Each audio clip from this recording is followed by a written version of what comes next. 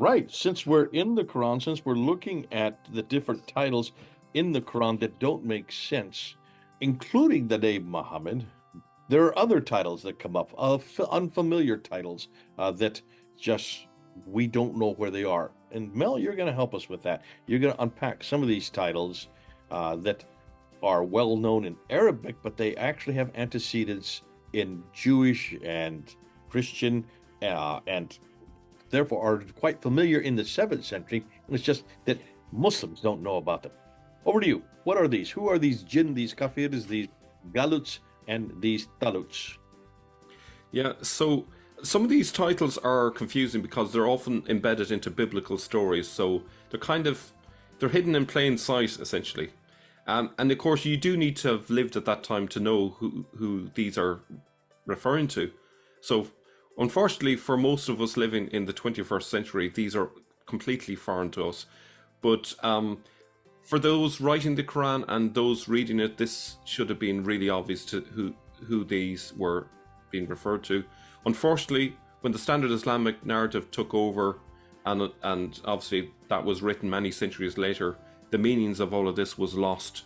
And so for a lot of Muslims today, there's a big portion of the Quran that just makes no sense. There's about maybe 20%. One of the reasons why so much of the Quran doesn't make sense is we've lost touch with the earlier meaning. So hopefully this episode today will actually clarify some of these key figures. So with that, I'll share my PowerPoint. So the question is really, who are the jinn, the kafir, the galut, and the talut? These are often heard of and read in the Quran, but they're kind of odd. Some of these names seem to be used in a really odd way that doesn't make sense. So hopefully this will clarify some of these. The short answer to who these are is these are all top contemporary Jewish leaders of the 7th and 8th centuries AD. So a source of internal conflict. This is taken from A.J. Juice's paper, Sijin and Jen. The first Gaon of Surah was Mar Rab Mar of 609. A Gaon, now, just to remind people, is a leader of a Jewish academy, which is called the Yeshiva. Since then, the Gaonim, which is the plural of Gaon, were in stark conflict with the other rabbinic Jews and also with Karaite Judaism. Karaite and Haran Jews acted as the heirs of Sadducee ideals, which would accept the Torah but reject the petrification of oral traditions as practiced by the Babylonians. Now, I'll stop here before I go into more of this.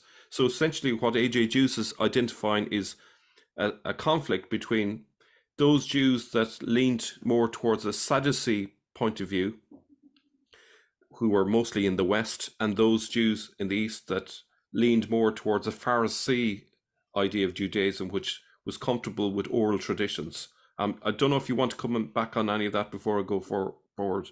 But yeah, no, that's good. It's good that you're delineating because we're all familiar with the Sadducees and the Pharisees. What you're saying is they continued to have significant differences. Pharisees in the East and the Sadducees in the West. Yeah, makes sense.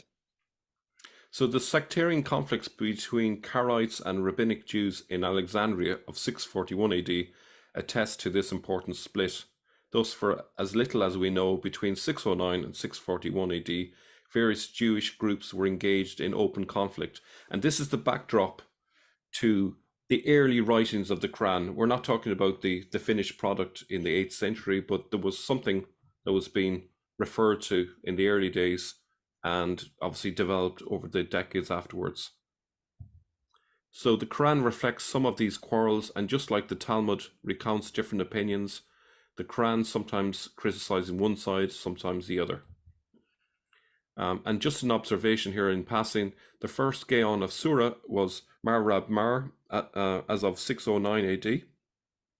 In Islamic tradition, Muhammad gets his first revelation in 610 AD. Might be just a coincidence, but we're seeing how these two events line up, the historical one versus the standard Islamic narrative one.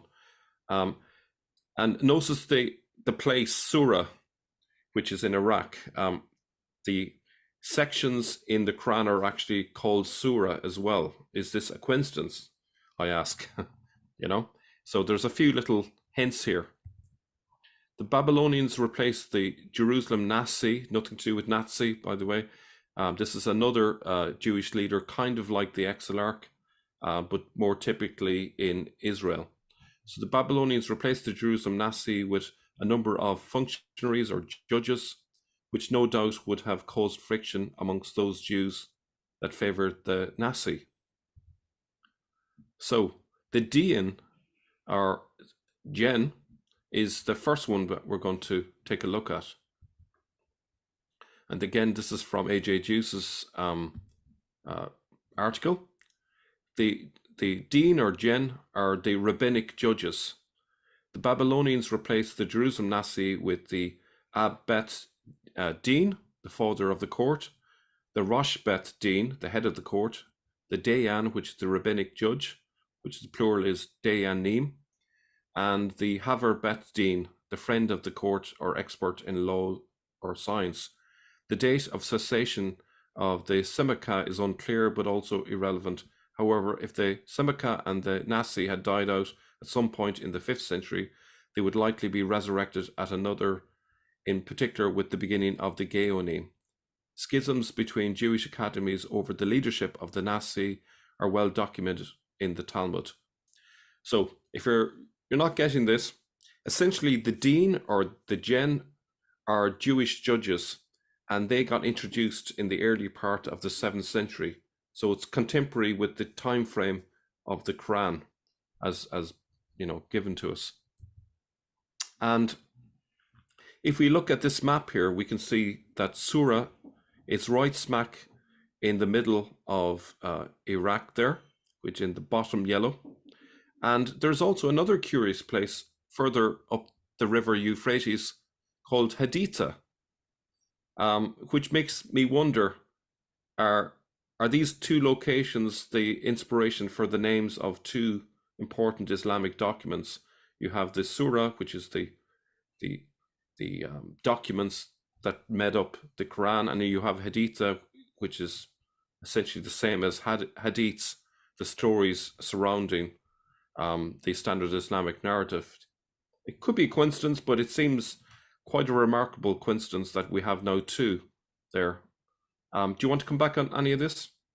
No, but it sounds, if you are going to be borrowing, as we're seeing, so much of the Quran is borrowed, you also then are borrowing the references, the names for the different institutions, and also you would be borrowing in Arabic the same type of ideas. Then surah, which would be in this case a place, then becomes a book, the name for the title for a book. And then Haditha, which is again another place up along, is at the Euphrates River.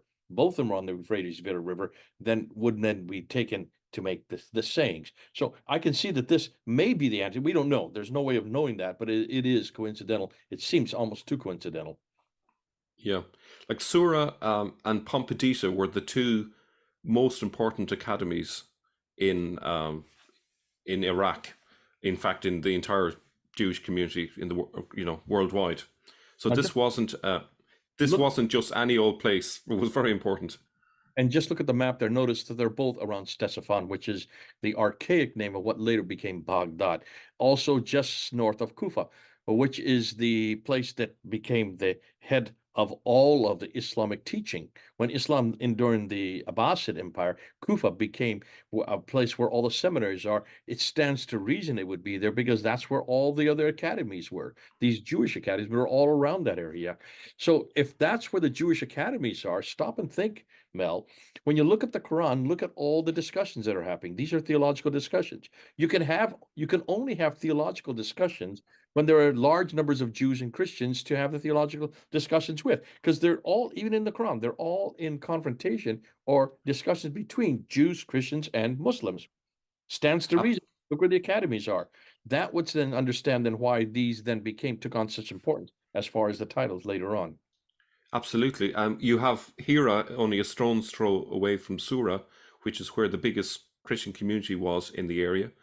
So it makes perfect sense. So let's go on from there. So we have the Babylonian deans or Jen, which replaced the Jerusalem Nasi, hence the Quranic term Jen, and it's pronounced the same, and I've already mentioned that part there. So we have it in Surah 72:1, for example. Say, O Prophet, it has been revealed to me that a group of Jinn listened to the Quran. Now, the Quran could actually be Keriana, which is the lectionary. It doesn't necessarily mean what we think it means here. And said to their fellow Jinn, indeed, we have heard a wondrous recitation. Now, let's just think about this for a second. If we look at this in terms of the standard Islamic narrative, we think these are like spirits, what would it be? The equivalent Jinn would be like almost Evil like demons. demons. What was that? Evil spirits or demons. Yeah, but actually, now that we know that there's a group called the Jinn, which are literally human beings who are judges, now it actually makes more sense. It's been revealed to me that a group of judges listened to the lectionary, the Quran, and said to their fellow judges, indeed, we have heard a wondrous recitation. So this actually makes more sense than the standard Islamic narrative. Now it's pulled out of its original meaning and it's been distorted, You do know that jinn are the ones who are listening to the Quran, and that's why they have. If you look, that's why these meteorites are being thrown at them. When you look up in the sky, you see meteorites being shooting across the heavens. They're there to chase the jinn away from listening to the Quran being recited up in heaven or up in paradise, straight above earth. So here's the reference to it. Here are the jinn, these judges who are the ones who are listening to the Quran, the writings. Yeah, so when it's talking about listening to the Quran here, it's actually not even referring to itself, because the Quran obviously hasn't been, as we understand it, hasn't been written yet. This is just one line from what would become the Quran. Do you know what I mean? So when they're talking about the Quran here, it's actually some other document, which is actually, if we look at the Aramaic, Quran just means lectionary. It's Keriana. So even that is a source of confusion.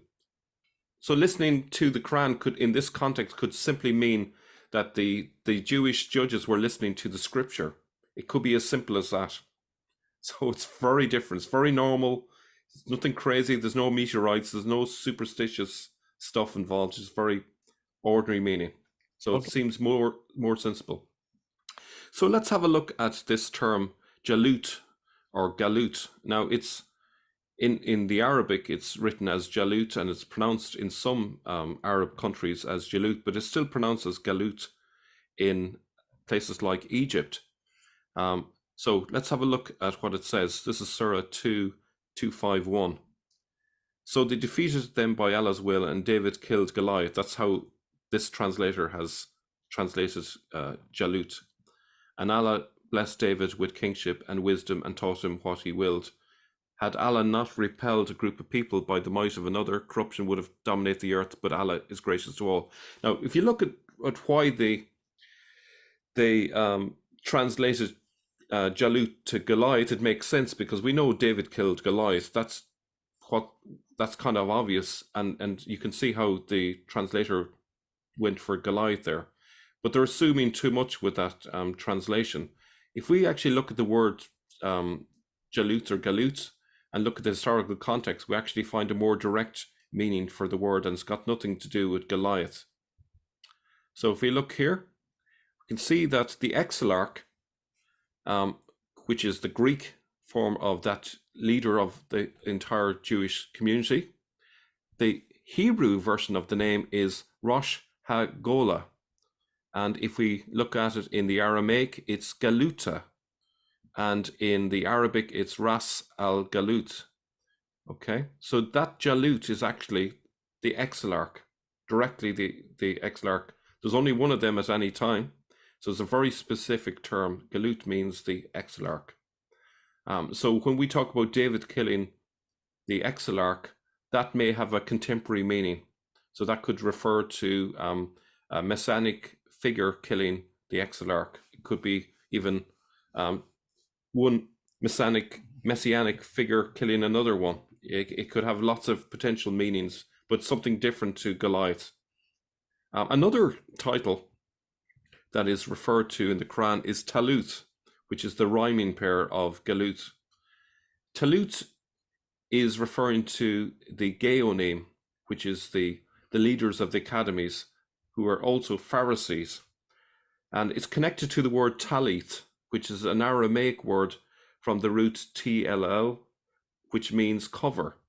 Okay, because the Talith is like a shawl that the Jews wore on their head, particularly Pharisaic Jews would wear this, hence the name Talut.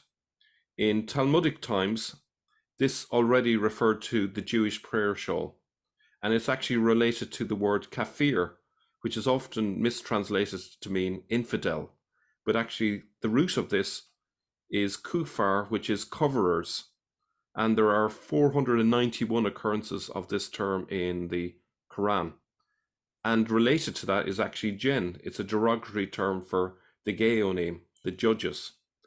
I'm going to send it back. I'm doing a lot of talking there. What's your take on this, Jay? Okay, so you're saying that almost every one of these, we can see if we look back into Jewish material, these are all referred to. We know who they are. The Jalut are the exilarchs. That would be the Arabic, Quranic Arabic for Jalut. The Talut would be the leaders of the academies, and we saw where the academies were. They're all around Ctesiphon. And then the Kufar, which is found 491 times, are the coverers. That's the root for the coverers. I assume what you mean by coverers, what does that mean? That like the prayer shawl covers or those who cover scripture? Actually, both. It's a nice word, and that's why they liked it, because it had like a symbolic meaning, but also a direct meaning. So the complaint from the Sadducee side of things, if you remember earlier on, we mentioned that the Sadducees wanted people to stick to just the Torah. They didn't want any oral traditions. So their complaint about the Pharisees was they were covering up the meaning with their oral traditions, all of this, oral additions that they're, building up in the Talmud. They didn't want any of that. So from their point of view, they were the kafir, the kufar, because they were covering up the Torah with all this human teaching that they were adding to it. That was their complaint. That's why they're being referred to in a very derogatory term, the kufar. And the gen is just another term, which was actually just a Jewish term for the judges that were ruling in the courts. So this all connected. Hold on a minute. So you're saying that the jinn, which you said earlier, is the Jewish judges. You're Yeah. saying the derogatory term for them? Well, it was being used originally as just a straight term for them, but in terms of the way it's been used, at least in some parts of the Quran, it gives over a kind of a negative vibe in the way that they're presented. I suppose it's more in the context in which the word is used. It kind of comes over in a kind of derogatory sense, because the Quran writers are basically saying that these guys are getting it wrong. They're taking people away from the scripture. They're adding their human traditions onto the original meaning. That's their main complaint. Okay. I hope that makes sense. No. Okay.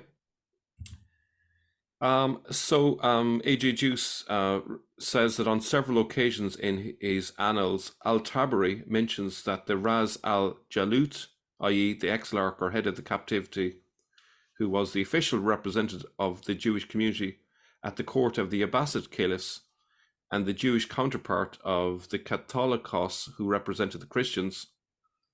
He says the office of exilarch had been instituted by the Sasanian kings of Persia and was continued by the Abbasids. In none of his references to this Jewish dignitary does Al-Tabari indicate what his functions entailed, and in one case, he even anachronistically presents him as a contemporary of Jesus and Pilate. Now, we can ignore some of the nonsense that Al-Tabari reportedly said, but I think the key thing there is that Al-Tabari acknowledges that Jalut or Galut is the exilarch. Okay, and that's key. So even a few centuries after the time of the Quran, Al-Tabari is acknowledging that that's actually what the Galut is. So that And there's the reference in Al-Tabari for those who want to have a look. So in summary, the Jalut or Galut in the Quran refers to the Jewish exarch. The reference is often just taken as referring to Goliath. The Talut and the Kafir are both the rabbinic Jews who wear their talits and cover up the meaning of the scriptures with oral traditions. These are the Gaonim, plural of Gaon, the leaders of the Jewish academies, and the Gens are the human judges in the Jewish courts, the Dean or Gen. The Gaonim may also be referred to as the Gens, or the Gen maybe. And interestingly, in connection with this, the Sharia courts copied the model given in these, and Lloyd de Young is especially has done a lot of work on that area. So Okay, so this is this is what we've always said, and this is something that's important. We've always said if you're going to find out what the Quran is saying or what the traditions are saying, you need to go and ask not what they thought in the 9th century or 10th. You need to find out what was happening in the 7th. This has been our modus operandi for all of these series and everything that we've done, haven't we, Mel? And we've yeah. said it doesn't do us any good to waste our time with the 9th and 10th century. Let's go back to the 7th century. And that's exactly what you've done. You and AJ Diaz. What you're doing is you're going back and you're taking these words which have antecedents. They make sense. Once you go back to the 7th century, and when you go back to the 7th century, you will find Jalut and Gulut. What are these people?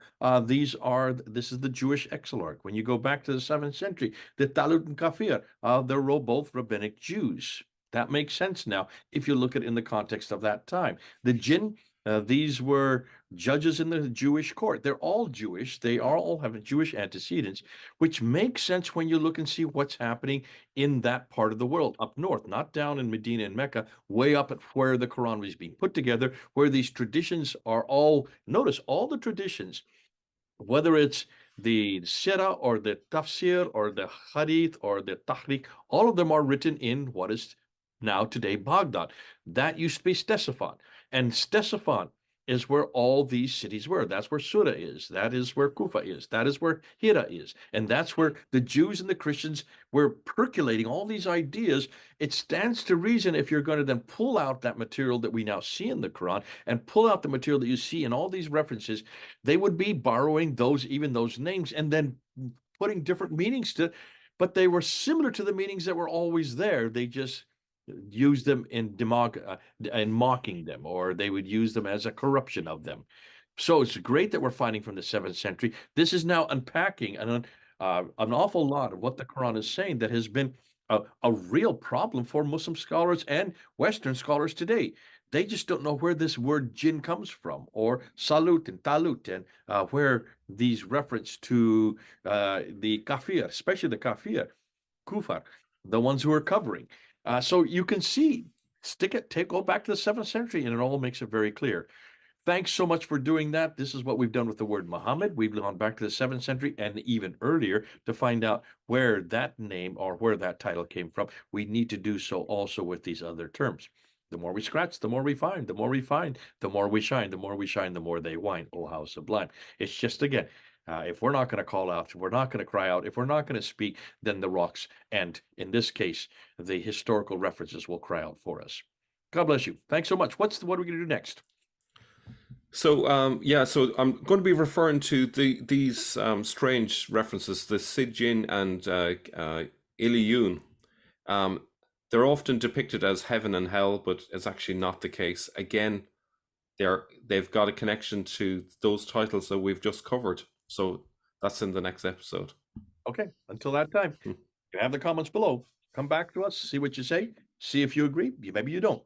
We'd love to hear from you. All right, this is Jay and Mel, thousands of miles apart. Over and out.